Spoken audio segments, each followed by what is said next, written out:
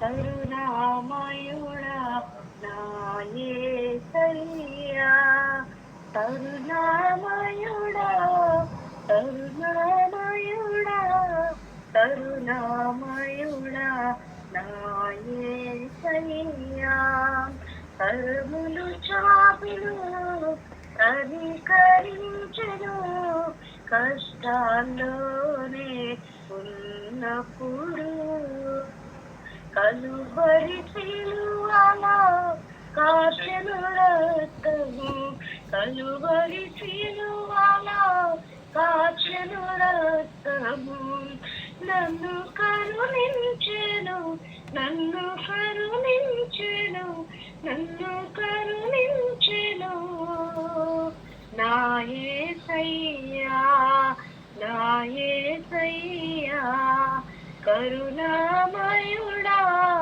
కరుణామయుడా కరుణామయుడా నా యేసయ్యా.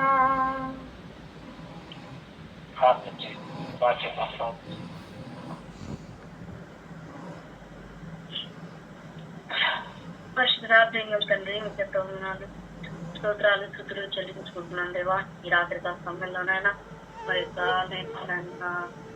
అలాగే ప్రేరులో ప్రభావ మాకు తోడవడమని ప్రార్థన చేస్తున్నా.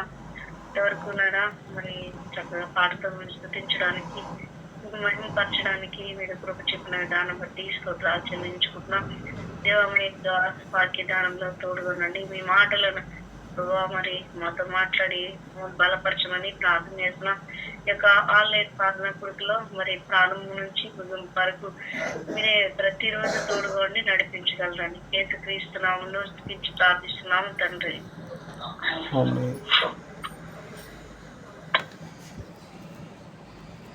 దేవుని స్తోత్రాలు. ఏకాంత ప్రార్థన అనే ఈ కార్యాన్ని దేవుడు ప్రాథమికంగా తలపెట్టినందుకు దేవునికి స్తోత్రాలు. తమ్ముడు 27వ సంకీర్తన 27 అవునండి. పరిశుద్ధ గ్రంథం బైబిల్లో నుంచి దావీదు కీర్తన 27వ కీర్తన మనం ధ్యానం చేస్తున్నాం. 14 వచనాలు ఉన్నాయి. యెహోవా నాకు వెలుగును రక్షణయునై ఉన్నాడు, నేను ఎవరికి భయపడదు. యెహోవా నా ప్రాణదుర్గము, ఎవరికి వెళుతుంది.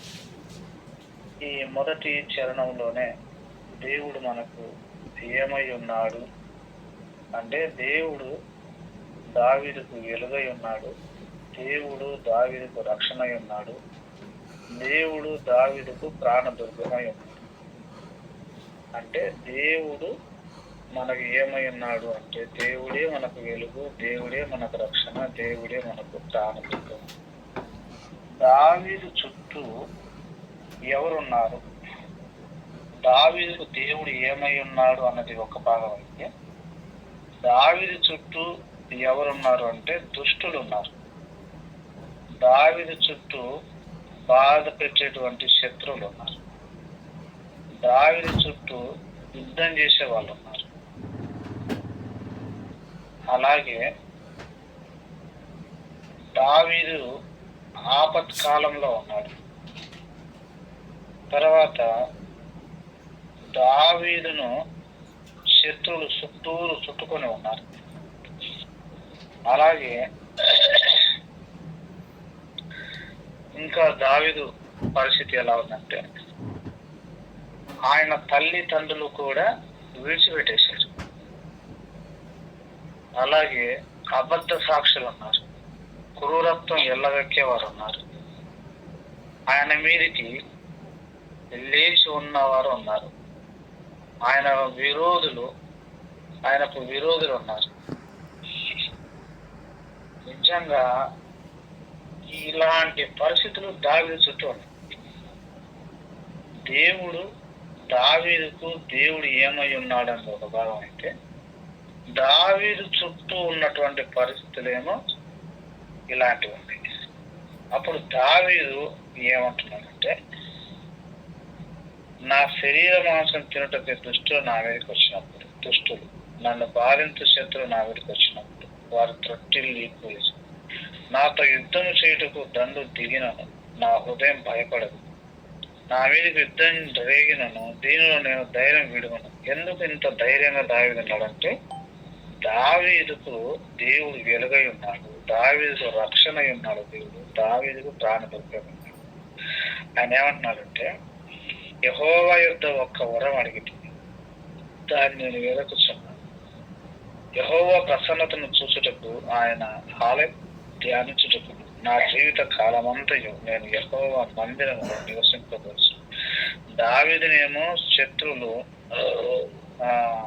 చుట్టుముట్టి అతన్ని చంపాలని నానా ప్రయత్నాలు పడతా ఉంటే, దావీదు మాత్రము నేను యెహోవా ప్రసన్నతను చూడాలి, ఆయన ఆలయంలో ఉండాలి, నా జీవిత కాలం అంతా నేను దేవుని మందిరంలో నివసించాలి అని ఈయన వరాన్ని అడుగుతా ఉన్నాడు.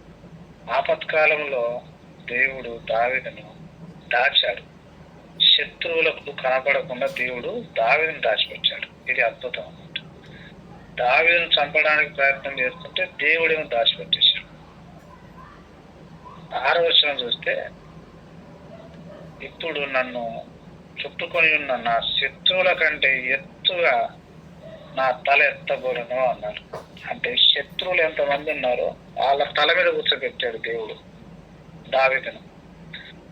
ఇప్పుడు దేవుణ్ణి ఆయన స్తుతిస్తున్నాడు. ఒకటి ప్రార్థించాడు, రెండవది స్తుతిస్తున్నాడు. నేను పాడతాను, యెహోవాను గురించి స్తుతిగానం చేస్తాను. యెహోవా, నేను కంటలోని ఎత్తి నిన్ను ప్రార్థించినప్పుడు నా మనవి ఆలకించు, కరుణతో నాకు ఉత్తరం. బాధ వచ్చినప్పుడు ప్రార్థించాడు, విజయం వచ్చినప్పుడు స్తుతించాడు. నిజంగా చాలా ఆశ్చర్యం. నా సన్నిధిని వెతుకుడని నువ్వు సెలవీయగా, యెహోవా నీ సన్నిధి నేను వెతకను. నా హృదయం నీతో అనేను, నీ ముఖం నాకు దాచుకో, ఓపెన్ చేద్దాం తోలు వేక. నా సహాయుడు నువ్వే, రక్షణకర్తవు నా దేవ, నన్ను దిగనడకు, నన్ను విడువక. అసలు దేవుడు మనల్ని విడిచిపెడితే మన చుట్టూ శత్రువులు ఉన్నాయి, ఆ శత్రువుల చేతులు బలైపోతాయి. అందుకే దావీదు అంటున్నాడు, నన్ను విడిచిపెట్టకాకయ్యా, నా తల్లిదండ్రులు నన్ను విడిచినను యెహోవా నన్ను చేరదు. ఎంత అద్భుతమైన మాట. ఈ ఈ ఈ వచనం నుండి పాటలు కూడా ఎన్నో వచ్చు. నా తల్లిదండ్రులు నన్ను విడచిన నీవు నన్ను విడువావు, నా తల్లిదండ్రులు నన్ను విడచిన నీవు నన్ను విడువావు. చేయి పట్టుకో, నా చేయి పట్టుకో, జారిపోకుండా నే పడిపోకుండా, యేసు నా చేయి పట్టుకో. తర్వాత నేను పాడగాను యెహోవాను గురించి స్తుతిగానం చేశాను కూడా.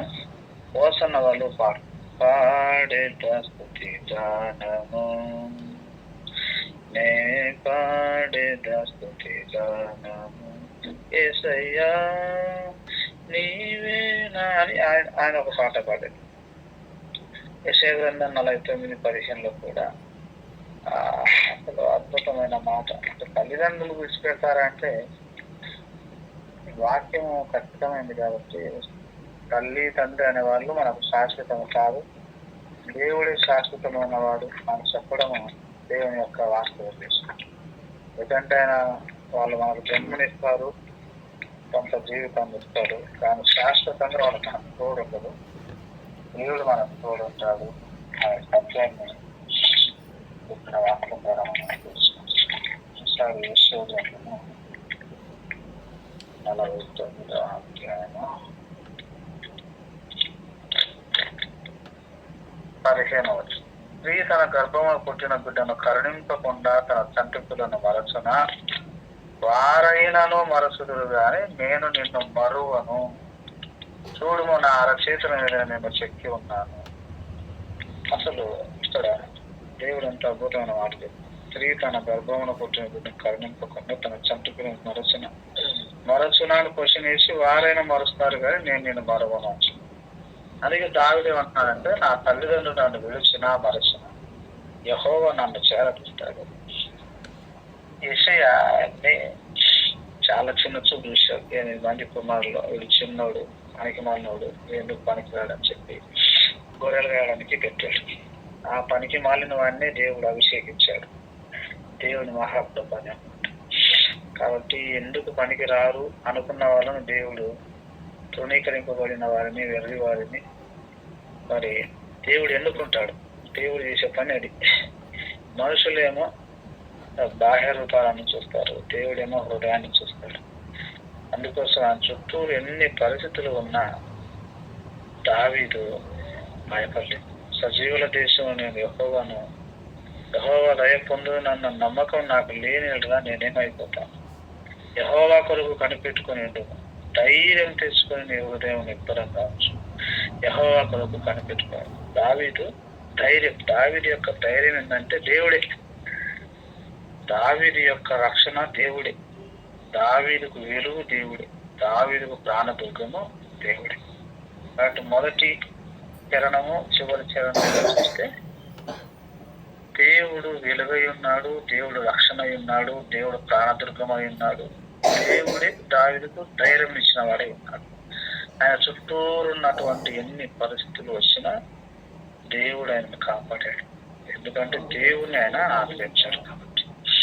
కాబట్టి మన జీవితంలో కూడా ఎప్పటికీ దేవుడే మన వెలుగు, రక్షణ, ప్రాణదుర్గము, ధైర్యము. మన చుట్టూరు బాధించే వాళ్ళు ఉంటారు, మనల్ని భయపెట్టే వాళ్ళు ఉంటారు, మనల్ని తరిమే వాళ్ళు ఉంటారు, మనల్ని నీచంగా చూసే వాళ్ళు ఉంటారు, తర్వాత మన మీద అబద్ధాలు చెప్పే వాళ్ళు ఉంటారు, క్రూరత్వం వెళ్ళగక్కే వాళ్ళు ఉంటారు, అనవసరంగా మన మీదకి అనవసరంగా లేచే వాళ్ళు ఉంటారు, విరోధులు ఉంటారు. ఇంత మంది ఉన్నా కూడా దేవుడు మనకు తోడై ఉన్నాడు, దేవుడు మనకు రక్షణ అయి ఉన్నాడు. కానీ నేను ఎవరికి భయపడాలి? భయపడాల్సిన అవసరం ఏం లేదు. కారణం ఏంటంటే నా ధైర్యం దేవుడు, నా ధైర్యం వెలుగు, నాకు దేవుడే సమస్తము అని దావీదు ఎంత గట్టిగా స్ట్రాంగ్గా చెప్తున్నాడు. మన అనుదిన జీవితంలో కూడా దేవుడు, దావీదు నమ్మిన దేవుణ్ణి మనం నమ్మాం.